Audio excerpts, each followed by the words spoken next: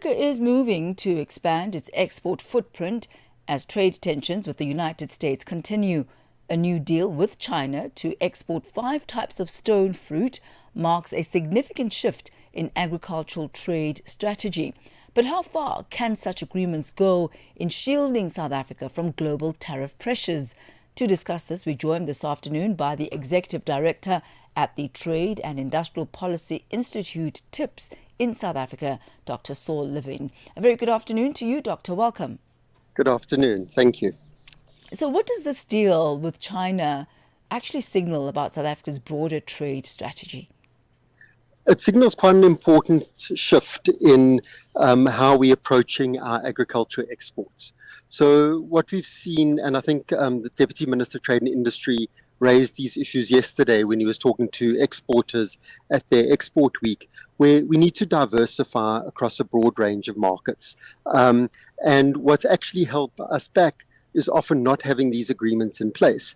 Because if you're an agricultural producer and you want to export, you need certain bilateral agreements to be undertaken between the two countries. And if those are in place, then you can export into their country. And so, by signing this agreement, it opens up the space for this product to be exported, but also importantly, the signal that more is to come for other products. We've seen over the past few months just how volatile the trade environment has been with the United States. As far as South Africa's exposure is concerned, how vulnerable is the country and specifically its agricultural sector to these shifts in U.S. trade policy? Agriculture and autos are probably the two hardest hit by the shifts, or there are some others in machinery and equipment, but agriculture is certainly one of the harder sectors that are hit by the US shift. And it is a surprise to everyone watching all of this because we a different hemisphere, the seasonal issues means that when we're growing oranges, they're not growing oranges, and so we can export products to them off season. So the agricultural tariffs are a surprise because it means for their consumers, they're just not going to be getting their off-season fruit at reasonable prices. It's going to 30% tariff is a lot to pay extra. And some consumers will just say no. So we will then, as a result, see a shift in US consumers' consumption patterns. I like to joke that they're going to move from oranges to Oros because they're not going to be able to afford the extra 30% tariff. So I think it's going to be critically important for our agricultural producers in particular to start looking for those new markets. And government has a key role to enable that through signing such agreements. And how sustainable, though, is this exporting of agricultural goods to China? Could China become a key long-term market for South African produce, or could this be viewed more as a short-term fix? No, it's definitely a long-term shift. I mean, we see the number of consumers there are in China. It's 3 times that of the US. And China are focusing increasingly on consumption-led growth. They did the export-led growth.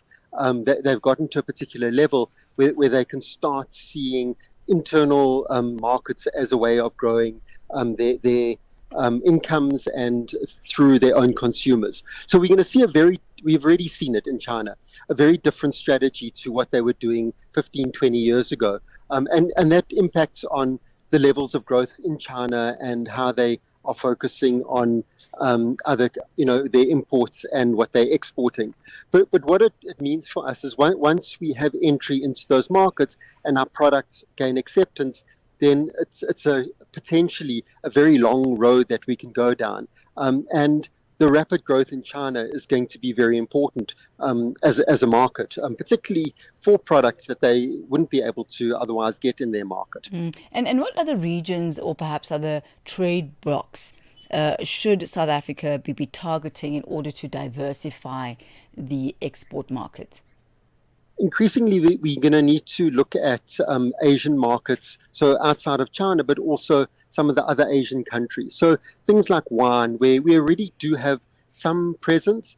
We're going to see our wine exporters being quite hard hit by the US tariffs.